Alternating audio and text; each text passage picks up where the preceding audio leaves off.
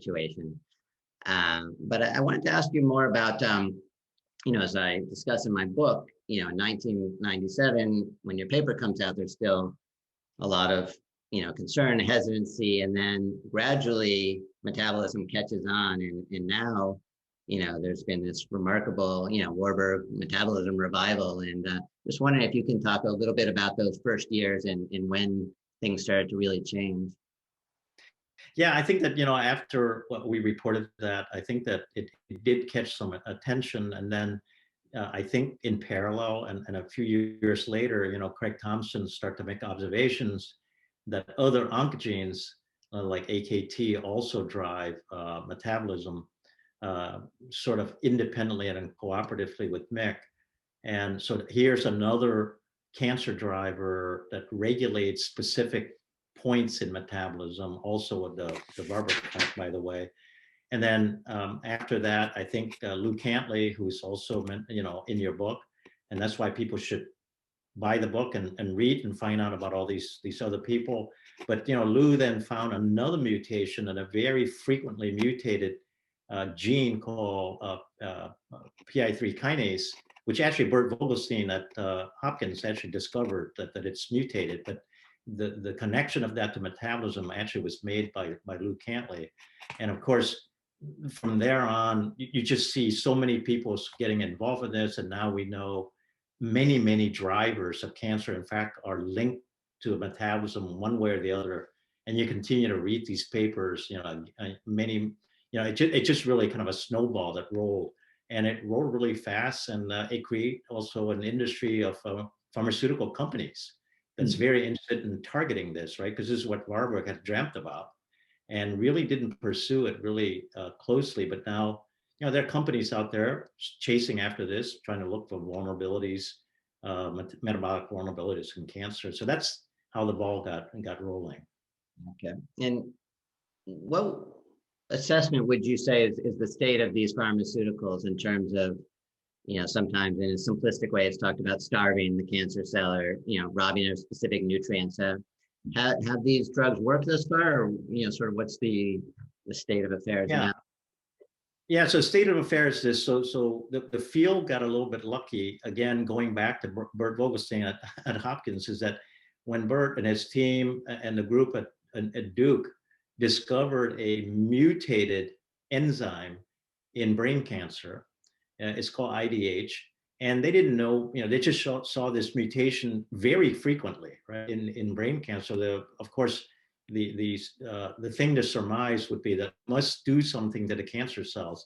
And so at that time, a new company got launched called Agios, and they start focusing on cancer metabolism. And I have to disclose, I was one of the earlier advisory board member. And, so clearly now you have an enzyme that's mutated, but specifically in certain cancers. So what Agios discovered was that this enzyme, when it's mutated, actually becomes a new enzyme that drives tumor formation. And because it is performing as a different enzyme, they're able to target with very specific drugs that only inhibits the mutant enzyme. And I think that's the big win for the field, where you clearly get responses in leukemia, for example, not so much so in brain cancer, but leukemia is clearly where the mutation exists. You really get a real clinical benefit from it. And then there are other companies that are still doing clinical trials. Another one that I also have to disclose, I'm an advisor for, is Raphael, that actually has a phase 3 study in a drug called CPI 613 that has accrued 500 patients in pancreatic cancer. The phase 1 study was very promising when you see complete remission in metastatic pancreatic cancer, which is really unheard of. But that's why it went all the way to phase 3, where you have 500 patients. And we hope that the initial data really holds up and ultimately help pancreatic cancer patients. There are many other companies now are also generating new drugs. And then the shift, it's a little bit of gear shift, where companies now also interested in drugs that hits metabolism that actually hurts the cancer cell, but at the same time helps the immune system to fight against the cancer cell. So there's another company that actually has phase 1 studies, a drug that actually coming out of Hopkins Cancer Center, actually through the work of Jonathan Powell, and that company now has phase 1, and it shows really promising preclinical information on that, targeting glutamine metabolism. So there are many different opportunities going on out there right now, and I'm hoping that some of these leads will lead to some real benefits to patients. Yeah, no, it's really fascinating what's taking place, and I want to just briefly mention one of the more controversial aspects of the metabolism revolution, which is diet, which is always sort of controversial in the world of cancer science, in part because throughout history there have been so many quacks pitching dietary therapies, and but in the context of prevention, one thing that struck me, and which I write about somewhat in the book, is this idea that one of these key metabolic pathways that you alluded to with PI3K and AKT, is a pathway that's stimulated by the hormone insulin. So there's a lot of research from Canley and others about the role of elevated insulin in cancer, and that really connects back to diet. So I'm just wondering what your take is on that, and if you see any hope for insights about metabolism leading to new prevention strategies. Yeah, no, I think it's probably a little bit less controversial as it becomes more and more accepted as more studies are coming out. So clearly, I think that obesity, as mentioned in your book, does have a real consequence because of elevated insulin as part of the adult diabetes. And it's been shown experimentally, and I think it has held up pretty well, is that the excess insulin is a growth factor that can stimulate the cancer cells to grow in an uncontrolled fashion if they have some alterations already in one of the cancer genes. And so I think that it's not as controversial and becoming more and more accepted. The latest thing I think that's excited to really consider is, for example, ketogenic diet that really does lower insulin levels by really avoiding carbohydrates, sugars, and carbohydrates, and that's also mentioned in your book as well. And so that I think is holding up also relatively well for ketogenic diet. Really can have some influence, particularly in all the experimental model at the moment. And just another note for Hopkins, because Hopkins actually had kind of pioneer the ketogenic diet for children with seizures, and the child neurology group actually had done a really great job. In fact, it's really the paradigm to use that in children. But now I think that you're going to start seeing clinical studies with ketogenic diet. The other thing to keep in mind for prevention too is that there's a study that's really intriguing, and it's also replicated in animals, which is a study coming out of UCSD, University of California, San Francisco, where it's not just what you eat, but when you eat. It's really fascinating, because what they found is that if you restrict your food intake within a window of 6 to 8 hours, rather than it spreading it out beyond that patients with breast cancer, if they restrict their diet, their eating to that window versus the other patients, their relapse rate of breast cancer was much statistically lower than the people who actually have primary breast cancer, right?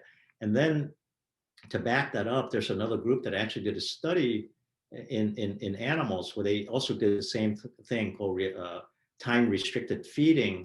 And what they found, amazingly, is insulin level goes down when you compare the mice that have ad lib eating versus the one that have restricted feeding.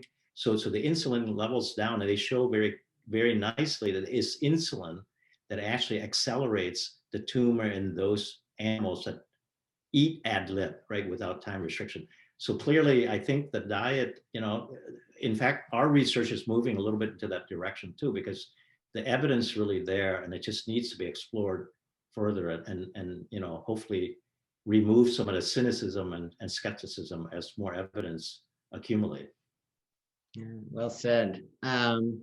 So we have about 10 minutes left. I would love to take a few questions if anybody has any, you can enter them into the chat box. And I think, Melissa, if you're still there, maybe you can let me know if anybody enters a question. If there aren't any right now, I can. Yes, we have a Q&A box, not a chat box. So folks, feel free to please post some questions there. We have had a few. I'm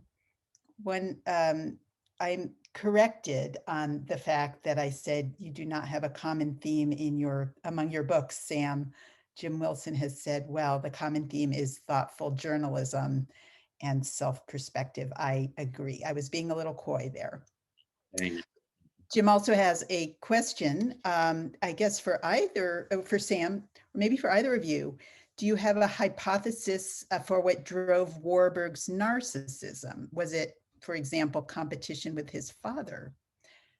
That's interesting. It's a really interesting question. I mean, I tend to think that, there's no way to really know. My suspicion that it was largely innate, that, he was just born with that personality, but it was certainly exacerbated by, his being around all these famous people, I think. And, that was his standard was, achieving greatness. Everybody around him was a hero. So how could he not feel like he had to be that as well?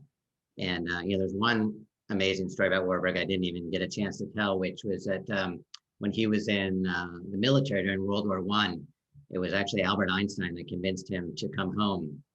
Einstein didn't know, he was very close with Emil Warburg, and not so much with Otto Warburg, the son, but he knew that Warburg, I think, was a narcissist, because in his letter to Warburg, he tells him over and over, you're just too important for science, you got to come home. And finally, Warburg listened. So, it's possible that had Einstein not written that letter and convinced Warburg to leave the military, that, the discovery that, my book is about would have never been made. So I'll credit Einstein as well. Yes, interesting. And another comment question. Someone loves the cover of your book and wants to know, Sam, what was the thought process behind it? I don't know if you were responsible for the cover design. The thought process was basically the publisher telling me that all my ideas were wrong, and I guess theirs was right. But my initial vision was that photo that I showed of Warburg with the dog. I just love that image so much because it captures his personality. But I think they were right that probably didn't capture him as a scientist, so would not have been the ideal cover. But I think all my instincts were basically wrong. So I'm glad nobody listened to me. You're a writer, not a designer. Yes. I'll jump in with my own little observation question. I was interested, Chi, in what your comment about, or your explanation of how you were dissuaded, or colleagues took you aside and said, well, you might not want to go there, or just be really cautious when you venture into Otto Warburg territory.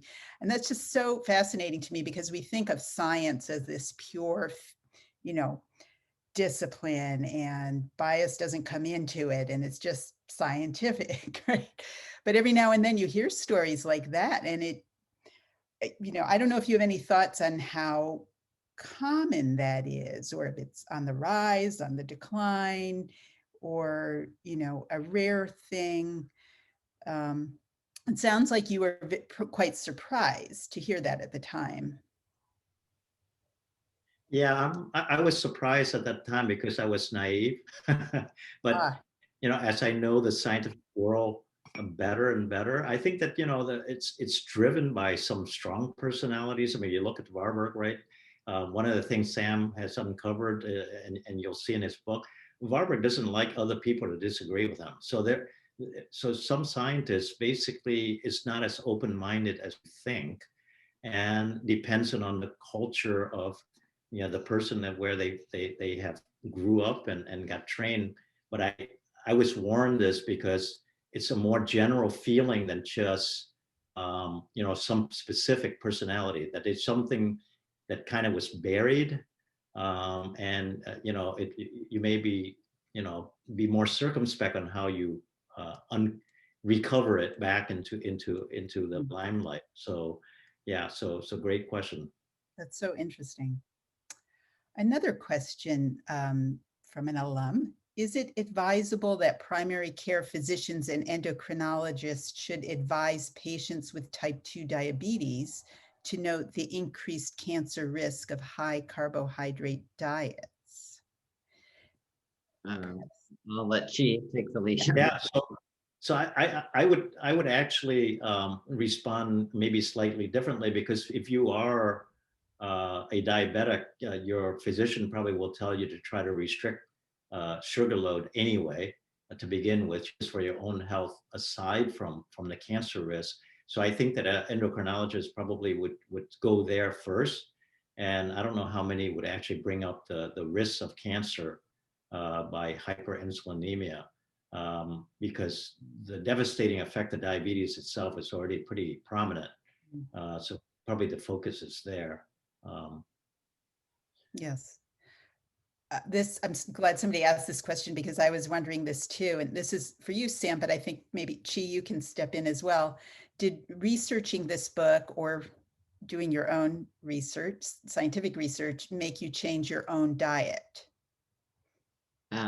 Yeah, in my case, I had been sort of interested in metabolism and nutrition before diving deep into the cancer research, but it certainly has made me more fearful of sugar in particular. And when I say sugar, I don't mean glucose, I don't mean blood sugar, I mean sucrose, the sweet white stuff, because that molecule seems to be better than almost any other at driving the metabolic problems that lead to the elevated insulin. And the elevated insulin seems to have, a profound role in helping cancers grow. So I definitely eat less sugar than I used to, and try to be wary of it. I don't know if Chi has any. Yeah, no, I've done the same thing. No, basically no sugary drinks. That just doesn't happen in this house. Try to maintain relatively low carbs, and do the healthy diet. I mean, I'm more conscious about it. Okay. So Sam, unless there's another question, I have a question for you, Sam. So during your research of your book, I know that you went to Germany, you look up a lot of stuff. Were there something that actually popped out that was really surprising to you when you uncovered for your book, that kind of like, wow, this is really kind of cool? That, was there a moment where because I know you dig really deeply about Warburg, more so than I think other people have written about him. Yeah, there were a bunch. I think, the one that probably shocked me most was this discovery that he had been in sort of the belly of the beast in Hitler's chancellery on June 21st, 1941, because, that, just seems unbelievable to me that was the timing of it. And other historians had known that he'd been called in there, but no one had yet realized that date and why it was significant. So that was one. And then another, really surprising thing that happened is I assumed that Warburg, insulin, the study of insulin at the time, which is now a big part of the metabolism story, was really in its very early days. And I found Dean Burke, who was a famous chemist and Warburg's friend. I was able to get in touch with his son. His son had in his attic all these old letters from Warburg, and it was pretty remarkable to go through them. And I discovered that Dean Burke had actually been onto the insulin story really before almost anybody else, and it told Warburg, you should look at this. This could explain some of this, fermentation that you discovered. Warburg, he already had his own idea. He didn't want to hear it, but I was very surprised to learn that, Warburg had a chance to kind of see the modern picture before he died. And it was too soon, but he would have never been open to it anyways, I think. That was pretty surprising. And then, kind of a very cool thing in our last minutes is that I was able to meet Warburg's glassblower in Germany, who's still alive. And, he had some great stories about Warburg, and he actually gave me one of the glass vessels that he would use, attached to his manometer. So there's a lot of, really fun and exciting moments along the way. Wow, that's fantastic. We have a few more questions. I'll try to go through these quickly because there's some good ones here. a question, I believe, for you, Chi. Why could you talk a little more about why a ketogenic diet would help alleviate childhood seizures? Kind of tangential to our.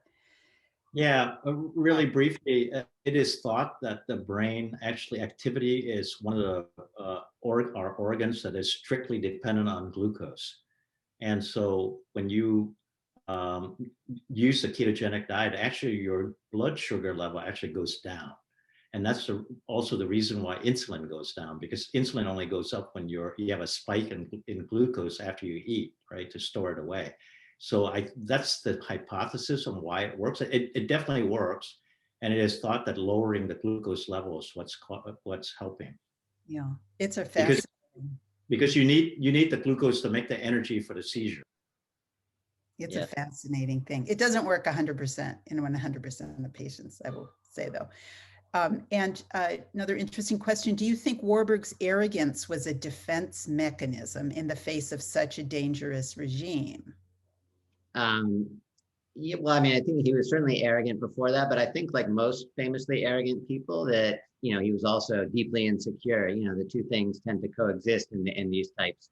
So in a way, I do think it was a defense mechanism, not just against the Nazis, but against all the things he was afraid of. Yeah.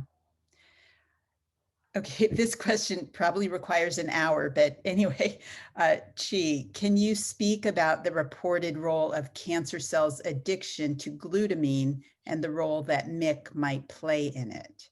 Yeah. So I'll make an hour answer in several seconds. So basically, in addition to glucose that you heard about sugar, cancer cells also eat fats. It eats amino acids like glutamine.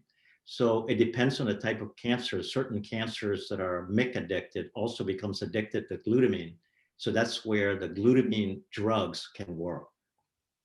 Wow, bravo. You must be a science writer. That's wonderful. Let's see, as another question, as treatment for disease moves away from a one-size-fits-all approach and toward things like cell and gene therapies, do you see genetic testing for diet changes that might be effective against disease as part of the move to personalized medicine? Got to give that one to Chi. Yeah, I mean, I think I understand the question. Basically, I think that we're getting more clever about genetic testing. In this case, it's probably going to be epigenetic testing, because we know that metabolism affects your epigenome. That is how your DNA is being read, and how it's read actually is very important in keeping a normal cell distinctly different than a cancer cell. So I think that you may see this in the future to really understand if you have a dietary intervention, can we look at the epigenetic change in your blood to say it's appropriate, a little bit kind of a futuristic, but I think we may get. Yes, right. Well, we've come to the end of our questions and the end of our hour. This has been an absolutely fascinating talk. I feel, though, that I've had a little appetizer and now I want the full meal. So I cannot wait till my book arrives and I can learn more. And I'm sure a lot of folks out here feel the same way. So I want to thank you both enormously. Thank you, Sam, for launching your book with us. And thank you, Chi, both for your contributions to science and for joining us this evening and helping to illuminate us. It's been really terrific. The book is Ravenous, and it will be available. Well, it's available now for order, but it is coming out next week, May 25th. And you can all look forward to that. Thank you, folks out there, students, alums, and others, for tuning in this evening and asking great questions. Have a great rest of your evening, and goodbye all. Thanks, everybody. Bye.